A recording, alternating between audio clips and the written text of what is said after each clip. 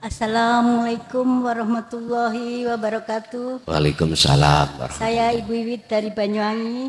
Nggih, Ibu pinter nyanyi. Enggak usah Gus, sudah malam. Oh, ngoten. Nggih. Soalnya Gus kan mau ke Jombang. Nggih, langsung monggo. Gus, saya mau tanya, tolong jelaskan apakah perbedaan orang yang sudah meninggal dunia dengan orang yang sedang tidur nyenyak? Dengan orang yang masih di dunia. Iya. Oh, ngoten. Nggih. Sampun? Sampun. Sekian, terima kasih. Wassalamualaikum warahmatullahi wabarakatuh. Waalaikumsalam warahmatullahi wabarakatuh. Begini, Mbah. Kalau sampean iku bertanya perbedaan antara orang yang sudah meninggal dunia dan orang yang masih ada di dunia secara syariat, dulu iku bedane gampang. Nek matek gak ono ambekan. Gampang nggih? Gampang. Wis saiki cara hakikat bagaimana? Orang itu baik di dunia maupun setelah mati golongan itu ada dua. Ahli hijabkah atau ahli syuhudkah? Gelapkah pada Allah atau terangkah pada Allah? Niku dikembalikan dengan ainul basiroh. Mata hati, mata roh ini. Apakah di situ masih terhijabi, terbajah dengan perkara-perkara selain Allah yang dianggap wujud? Ataukah sudah roboh perkara-perkara hijab itu yang menutupi diri manusia itu yang diterka wujud akhirnya enggak wujud. Manusia cuman digolongkan Allah dua golongan. Disebut ahli hijab adalah seseorang ketika saat di dunia ruhaniyahnya ini ruhaniyah terhijabi oleh wujud dunia. Wa zujina linasi hubbus syahawah. Akhirnya otomatis kita akan beriman kalau selain Allah itu wujud. Wes iki ahli hijab. Disebut ahli syuhud adalah seseorang hijabnya sudah dihabiskan Allah. Belenggu rantai yang mengikat kita ruhaniyah itu sudah dilepas Allah. Bukan karena kita bisa melepas sendiri, enggak. Yang melepaskan itu Allah. Bukan kita menang perang nafsu itu karena kita, enggak. Karena memang dimenangkan Allah. Nah, ini kalau sudah menjadi ahli syuhud, baik ada di muhadharah dunia atau tinggalkan dunia berarti mukasyafah. Tetap dia di musyahadah. Artinya nggak ada bedanya secara hakikat itu. Tapi khusus bagi ahli syuhud. Tapi ahli hijab mohon maaf. Qad khasiral ladina kadzabu bi liqa'illah. Sadare kalau selama ini kita dolim pada Allah ketika saat-saat idza jaa ajaluhum, ketika napas itu sudah di tenggorokan. Artinya ketika ajal sudah di tenggorokan baru di situ kita sadar kalau selama ini bentuk kita mengakui keakuan diri yang wujud makhluk itu sama halnya kita melakukan kedzaliman pada Allah, berbuat syirik. Baru sadar di situ. Terus siapa sing nolong? Jasad sing nolong dulur tetangga dibudalke, diberangkatke ke kuburan. Asale lemah kembali ke roh. Asale Allah bisa balik nang Allah. Susah. Wis ngeten mawon gak percaya. Sing ngaji duduk malam hari ini ya. Tolong nanti kalau pulang yang pakai sepeda motor atau mobil meremok kabeh. Gak bisa kalau sampai rumah. Gak bisa. Ketika roh itu dipaksa Allah untuk kembali, dapat pertolongan enggak?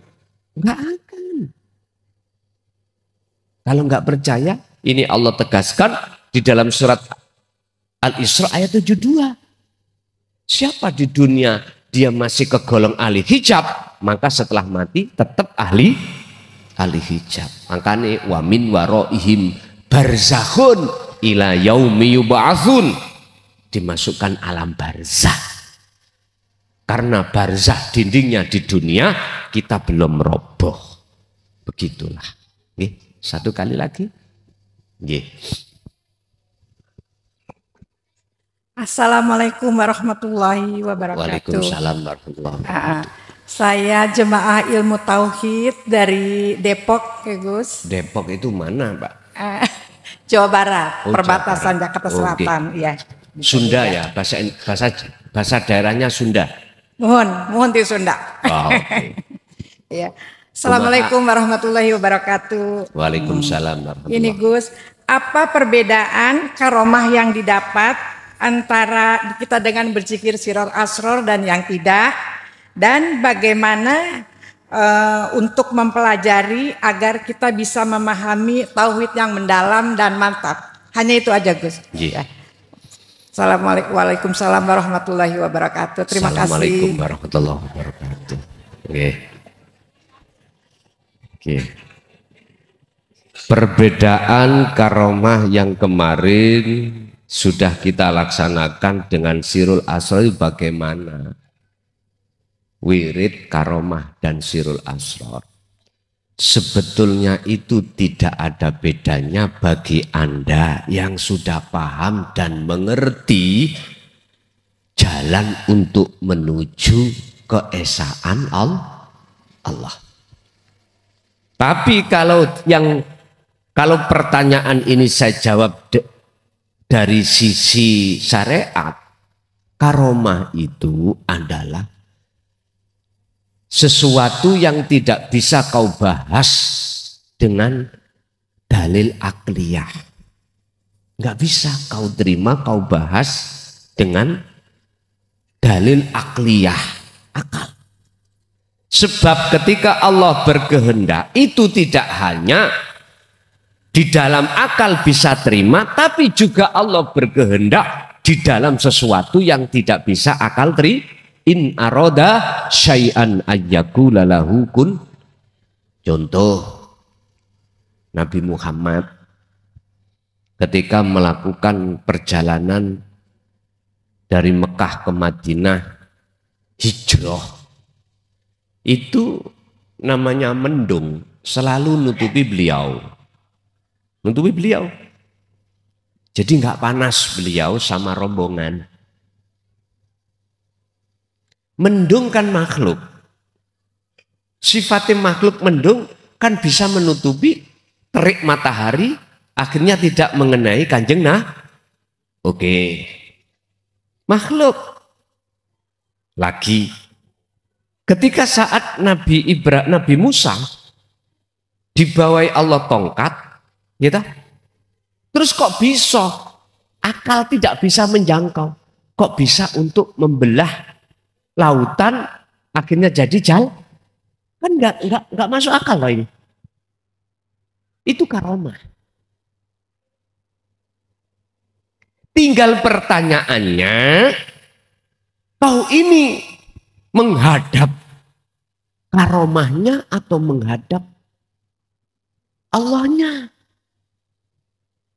Sehingga menurut ahli syuhud sudah ada nggak ada perbedaan antara Anda ini membawa karomah atau tidak, sudah tidak ada perbedaan. Terus mengapa itu harus didatangkan Allah? Karena kondisional. Nantilah Anda akan tahu sendiri. Akhirnya nggak mudah ngelokno aku. Wis nang Sirul Asra kok nang karomah. Wis saiki tak maklumi kuwi ngecemes. Tapi nanti Anda akan, jikalau situasi itu menghadapi pada diri Anda tahu jawabannya. Itu. Jadi tak simpulno, Sirul Asrar dengan karomah itu enggak ada bedanya bagi mereka yang sudah sering hatinya bertemu Allah.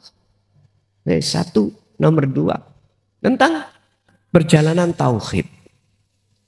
Di dalam Al-Quran, Islam itu, umat Muslim, cara bertauhid itu diajarkan Allah lewat beberapa proses. Satu, la ilaha illallah. Dua, la ilaha illallah, thariqah yang tadi syariat. Tiga, la ilaha illa anta, hakikat. Yang terakhir, la ilaha illa ana, makrifat. Mestinya kita seorang muslim sudah dikasih Allah cara untuk mengenal Allah dan mencapai tingkatan derajat yang paling tinggi, yaitu makrifat Allah. Mestinya kita harus naik terus. Nah, terus kita itu kadung kesenangan di syariat terus. Kapan maju-maju nih? Nek wis ana thariqah kadung seneng gegawan karomah. Terus anakku. Kapan majune? Kapan wusulmu itu kapan?